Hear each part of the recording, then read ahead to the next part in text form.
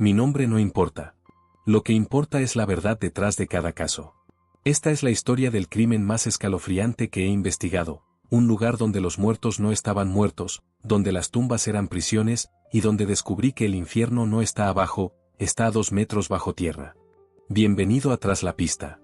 Si esta investigación te hace cuestionar cada funeral al que has asistido, no olvides seguir el canal y activar las notificaciones. Algunos secretos están literalmente enterrados vivos. Todo comenzó el 15 de octubre de 2023, cuando los residentes del barrio de Vallecas comenzaron a reportar sonidos extraños provenientes del cementerio de San Isidro. No eran los típicos ruidos nocturnos que uno esperaría en un camposanto. Eran voces humanas, gritos ahogados, y el inconfundible sonido de arañazos desesperados. La primera llamada llegó a las 2:30 de la madrugada. Carmen López, que vivía frente al cementerio, reportó haber escuchado a alguien pidiendo ayuda desde las tumbas. Los oficiales que respondieron encontraron el cementerio en completo silencio. Pero las llamadas continuaron. Noche tras noche, diferentes vecinos reportaban los mismos sonidos inquietantes. Voces que gritaban nombres, súplicas de auxilio, y el sonido metálico de rasguños contra madera y metal. El inspector jefe Antonio Vega me contactó después de la 10ª llamada en 2 semanas. Es extraño. Hemos patrullado el cementerio varias veces, pero nunca encontramos nada. Los sonidos siempre paran cuando llegamos. Lo que más me perturbó fue el patrón.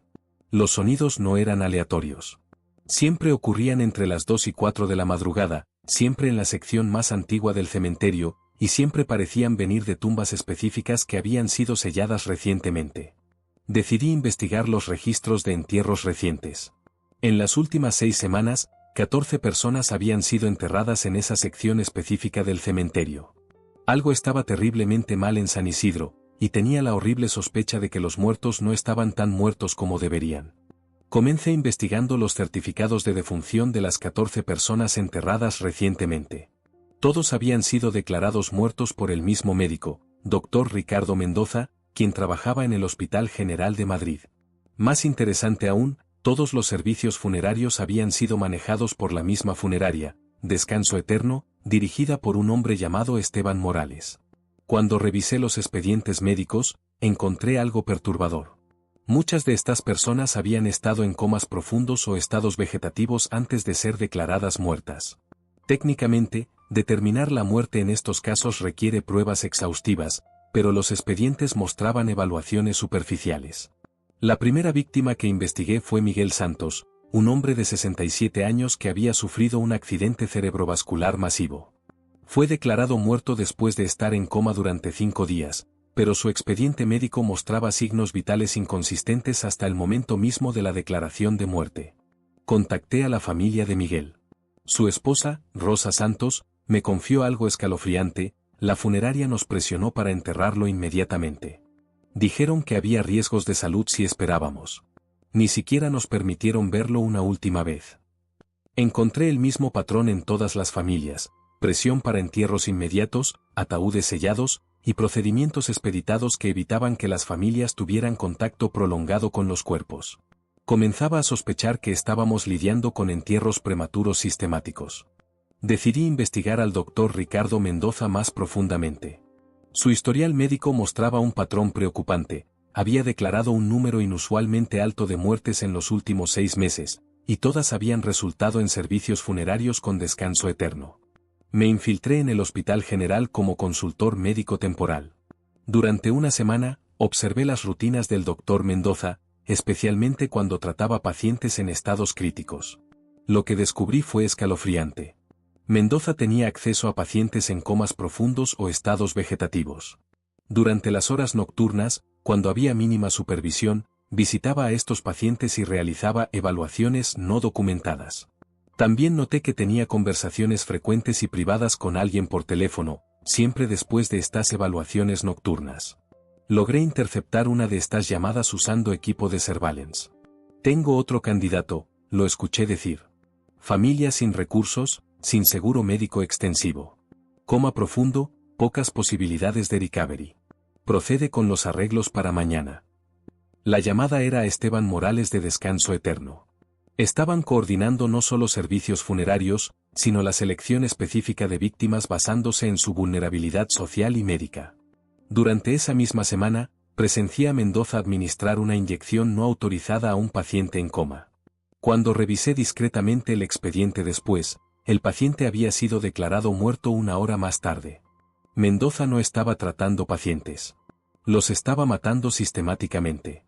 Con evidencia de la participación de Mendoza, dirigí mi atención a Descanso Eterno. La funeraria operaba desde un edificio antiguo en las afueras de Madrid, perfecta para operaciones que requerían privacidad. Usando una identidad falsa como familiar doliente, programé una consulta con Esteban Morales para discutir servicios funerarios preventivos para un familiar ficticio en estado terminal. Morales era profesional pero extrañamente agresivo en sus sugerencias. Insistía en ataúdes sellados, entierros inmediatos, y servicios económicos que minimizaran el contacto familiar con el cuerpo. Entendemos que estos momentos son difíciles, me explicó con falsa compasión. Nuestro servicio express permite que las familias eviten el trauma prolongado. Manejamos todo discretamente. Durante la consulta, noté varios elementos sospechosos. Había demasiados ataúdes para una funeraria de su tamaño, muchos con cerraduras y sellos inusuales. También escuché sonidos extraños provenientes del sótano del edificio. Esa noche, regresé para una investigación nocturna no autorizada. Lo que encontré en el sótano cambió completamente mi comprensión del caso. El sótano había sido convertido en una especie de sala de espera subterránea. Había 14 ataúdes abiertos, cada uno equipado con sistemas de ventilación improvisados, suministros de agua y, lo más perturbador, sistemas de comunicación bidireccional. Descanso Eterno no estaba enterrando a los muertos. Estaba warehousing a los vivos. La investigación del sótano reveló la verdadera extensión de la operación. Encontré archivos que documentaban un esquema elaborado de fraude de seguros de vida que había estado operando durante más de un año. El plan era diabólicamente simple. Mendoza identificaba pacientes vulnerables en comas o estados vegetativos, especialmente aquellos con pólizas de seguro de vida sustanciales pero familias con pocos recursos para investigaciones exhaustivas. Usando drogas para inducir muerte clínica temporal, Mendoza declaraba a estos pacientes muertos. Morales entonces proporcionaba servicios funerarios gratuitos para familias en duelo, alegando ser un programa de caridad. Pero en lugar de enterrar cuerpos, enterraban ataúdes vacíos mientras mantenían a las víctimas vivas en el sótano hasta que las pólizas de seguro fueran pagadas. Una vez que el dinero del seguro estaba asegurado, las víctimas eran genuinamente asesinadas. Los archivos mostraban que habían cobrado más de 2.3 millones de euros en pagos de seguros fraudulentos durante 18 meses. Pero más horrendo aún, encontré evidencia de que algunas víctimas habían estado conscientes durante parte de su cautiverio subterráneo. Los sistemas de comunicación que había encontrado permitían a Morales monitorear a las víctimas. Había grabaciones de audio de víctimas despertando en sus ataúdes, realizando que estaban enterradas vivas, y suplicando por ayuda que nunca llegaba. Habían convertido el entierro prematuro en una industria sistemática de terror y fraude. Basándome en las grabaciones de audio y los sistemas de monitoreo, determiné que al menos 3 víctimas podrían seguir vivas en el sótano de Descanso Eterno. Tenía que actuar inmediatamente para coordinar un rescate antes de alertar a Morales sobre mi investigación. Contacté directamente al inspector Vega con evidencia suficiente para justificar una operación de emergencia. Equipos SWAT, paramédicos y especialistas en rescate fueron desplegados esa misma noche. La operación comenzó a las 3 de la madrugada. Cuando irrumpimos en Descanso Eterno, encontramos a Morales intentando destruir evidencia en el sótano. Más crítico, encontramos a 3 personas vivas en ataúdes equipados con sistemas de soporte vital básicos. Las víctimas supervivientes estaban en condiciones médicas críticas pero conscientes. Habían estado cautivas durante periodos que variaban desde 2 semanas hasta 2 meses. La primera superviviente rescatada fue Elena Vargas, una mujer de 52 años que había sido declarada muerta 6 semanas antes después de un accidente automovilístico que la había dejado en coma. Su familia había recibido pagos de seguro y había celebrado un funeral completo. Desperté en la oscuridad, nos contó Elena después de su rescue. Podía escuchar voces arriba, pero cuando gritaba, nadie venía. Pensé que estaba en el infierno. Los otros 2 supervivientes, Carlos Méndez y Patricia López, habían tenido experiencias similares, periodos de inconsciencia seguidos por despertar aterrador en confinamiento, with minimal food and water proporcionados a través de tubos. Habíamos encontrado a los muertos vivientes de San Isidro. Con los supervivientes rescatados y Morales bajo custodia, comenzamos la excavación sistemática del cementerio de San Isidro para determinar la verdadera extensión de la operación. Lo que encontramos superó nuestras peores expectations. De los 14 entierros recientes, 11 ataúdes estaban completamente vacíos. Los otros 3 contenían víctimas que habían muerto después de periodos de cautiverio subterráneo. Pero la investigación reveló que la operación había sido mucho más extensa de lo que habíamos calculado inicialmente. Registros ocultos mostraban que Mendoza y Morales habían estado operando durante casi 3 años, no solo 18 meses. Expandimos la excavación a secciones más antiguas del cementerio donde habían tenido lugar entierros sospechosos. Encontramos evidencia de al menos 31 casos adicionales de entierros fraudulentos durante el periodo completo de operación. El aspecto más perturbador de los hallazgos fue la evidencia de que varias víctimas habían logrado escapar parcialmente de sus ataúdes enterrados, solo para morir de asfixia o exposure en espacios subterráneos que habían excavado desesperadamente con sus propias manos. Encontramos túneles improvisados entre algunas tumbas, cavados por víctimas que habían intentado reach o terror escape to the surface. Algunos de estos túneles contenían mensajes grabados en la tierra por víctimas que sabían que iban a morir. El cementerio había sido un laberinto subterráneo de horror y desesperación. La investigación de Mendoza y Morales reveló una red de complicidad que se extendía más allá de sus operaciones inmediatas. Varios empleados del hospital y del cementerio habían sido conscientes o cómplices en varios aspectos de la operación. Dr. Mendoza había estado trabajando con al menos 2 enfermeras que administraban las drogas que inducían death aparente en pacientes vulnerables. También había corrompido a técnicos de laboratorio que falsificaban reports de muerte cerebral y otros indicadores vitales. En el lado funerario, Morales había empleado varios trabajadores que sabían que estaban enterrando ataúdes vacíos pero habían sido intimidados o para mantener silencio. El superintendent del cementerio también había been receiving payments para permitir entierros expeditados sin proper documentation.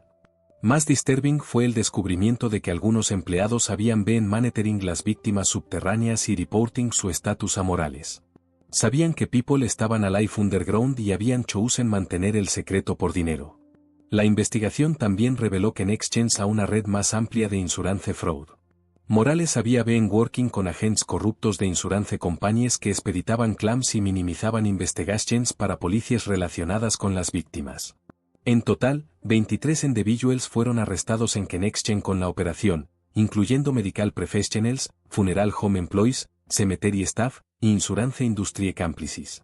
La conspiración había penetrado múltiples institutions que la gente trusted most during vulnerable moments. El juicio de la red del cementerio viviente se convirtió en uno de los casos más mediáticos en la historia legal española. ¿Cómo se juzga a personas que committed crimes que technically involve murdering people who were already legally dead? La prosecution, liderada por la fiscal general Carmen Torres, presented el caso como conspiracy para commit insurance fraud que había escalated a kidnapping, false imprisonment y ultimately murder en múltiples counts. Dr. Mendoza fue charged con 45 counts de attempted murder, para las víctimas que había dragged para appear dead, 12 counts de murder real, para las víctimas que died durante captivity, y múltiples charges de medical malpractice y fraud. Esteban Morales faced similar charges, plus additional counts para operating illegal detention facility y conspiracy para commit fraud en massive scale. El testimony más impactante came from los 3 survivors. Elena Vargas described en detail su experience waking up en complete darkness, realizing ella había been buried alive, y spending weeks believing she había died y gone to hell. Ellos no solo stole nuestro dinero, testified de Elena. Robaron nuestra deaths, nuestras funerals, nuestros final goodbyes with family. Made us experience that while we were still alive. Las familias de las víctimas also provided devastating testimony about grieving for people who were actually still alive, receiving insurance money para deaths que weren't real, y discovering que their loved ones habían suffered terribly antes de actually dying. Dr. Mendoza was sentenced a life imprisonment plus 200 years. Morales received life imprisonment plus 150 years. Los other conspirators received sentences ranging from 20 a 75 years. Justicia había been served, pero el trauma de las víctimas y familias would be permanent. Después del juicio, España implemented comprehensive reforms para prevent similar cases en el futuro. Se established nuevos protocolos para death certification que require multiple medical opinions para patients en comas o vegetative states. Funeral homes ahora must undergo rigorous inspections y maintain detailed records que are subject a government oversight. Cemetery operations también face increased monitoring y documentation requirements. Se created una new governmental agency specifically para investigate suspicious deaths y monitor potential fraud en death-related industries. Este agency tiene authority para conduct surprise inspections de medical facilities, funeral homes y cemeteries. Insurance companies también implemented nuevos verification procedures para large life insurance claims, incluyendo mandatory third-party medical verification y extended waiting periods para certain types de deaths. El cementerio de San Isidro fue permanently closed y converted into un memorial para las víctimas. Las familias established una foundation para educate el public about signs de medical fraud y advocate para familias facing similar situations. Los 3 survivors became advocates para improved patient rights y oversight de medical facilities. Elena Vargas established una support group para people who have experienced medical trauma y institutional betrayal. Las reforms habían changed el system, pero vigilance would be required para prevent future predators. Los psychological effects en los survivors fueron profound y long-lasting. Al 3 required extensive therapy para process el trauma de believing they had died, being buried alive, y experiencing complete helplessness durante weeks o months. Dr. Carmen Vega, una psychiatrist specializing en trauma, explained, este type de experience creates una form de PTSD que is particularly complex porque combines medical trauma, claustrofobia, existential terror, y betrayal by trusted institutions. Elena Vargas developed severe claustrophobia y couldn't sleep in enclosed spaces para months después de su rescue. Carlos Méndez experienced persistent nightmares y panic attacks triggered by darkness o confined spaces. Patricia López struggled con trust issues regarding medical professionals. Las familias también required counseling para deal con el complex emotions de grieving para someone who wasn't actually dead, feeling guilty about receiving insurance money, y anger hacia las institutions que habían betrayed their trust. Support groups were established para both survivors y familias. Many participants described feeling isolated porque loro experience was tan unique que most people couldn't understand lo que they had endured. Dr. Vega noted que recovery was complicated by el fact que survivors había literally experienced their own deaths y funerals. They had crossed una psychological threshold que humans aren't supposed to cross while alive. Coming back from that requires rebuilding their entire sense de reality. Years later, los survivors continue to face challenges, pero they also serve como powerful advocates para medical transparency y patient rights. El psychological scars would remain, pero the survivors have found ways para transform their trauma into advocacy para others. El case del cementerio de los vivos became mandatory study material en medical schools, funeral director training programs, y insurance industry courses throughout España y Europa. Se established nuevos training protocols para medical professionals about proper death certification procedures y signs de potential fraud. Funeral industry workers now receive education about recognizing y reporting suspicious requests o unusual patterns.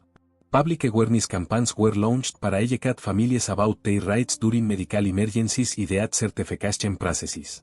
Citizens learned about warning signs de potential fraud y how para verify legitimate medical y funeral practices.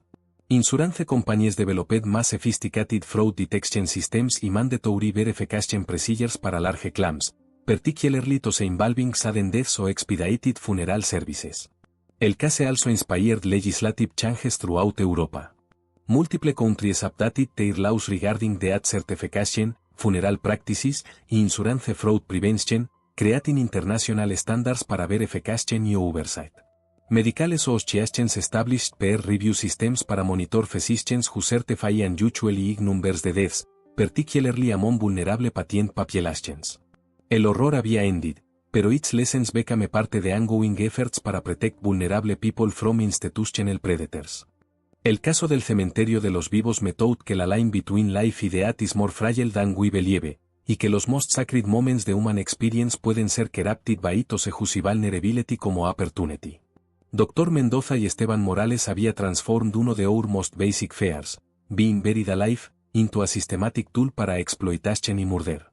Su operation revealed how multiple institutions que we trust during our most vulnerable moments, hospitals, funeral homes, insurance companies, could be corrupted para work against rather than para la gente de irre supposed to serve. Cada vez que paso por un cementerio, I'm reminded que beneath every gravel is not just un cuerpo, sino la trust de families who believed que their loved ones were receiving dignity y peace in death. Este case me enseñó que los criminals más dangerous no son those who kill in anger. Son those who turn death itself into a business opportunity. Y que sometimes, los living pueden be more trapped than los dead. La muerte soul be our final peace. Pero en las wrong hands, it becomes our greatest terror. El cementerio de los vivos nos reminded que debemos protect not just los living, sino también la dignity de los dying. Y que eternal vigilance is el price de trust. Yo sigo aquí. Investigating los secrets que exploit our deepest vulnerabilities. Esto fue Tras la pista.